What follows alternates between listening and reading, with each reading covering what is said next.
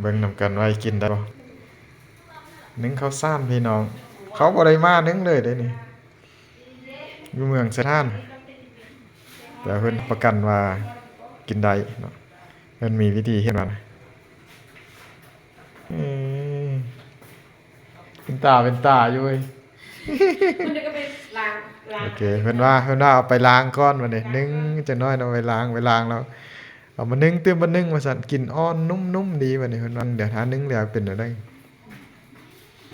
เดี๋ยวถ้านึ่งแล้วนี่เฮามาถ่ายใหม่ตื้มมานึ่ง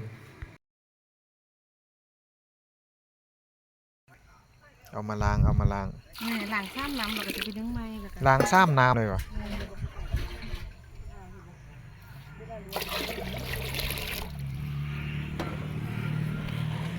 สำนาญแท้เนาะขี่รถอยู่เมืองนี่เขาเก่งแล้วเด้เรียบร้อยแล้วจับไหมเดี๋ยวนะไผว่าบ่เป็นกินนี่บ่เป็นกิน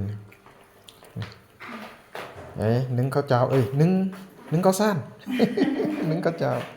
นึ่งข้าวสารโอ้ได้เรื่องนุ่มขั้นเขาแท่งมันจะบริเท่านั้นอืมอันนี้เขาอ่อนแน่เนาะเนาะโอ้กระสุกเนาะโอ้ได้บทเรียนแล้วเด้อโอเค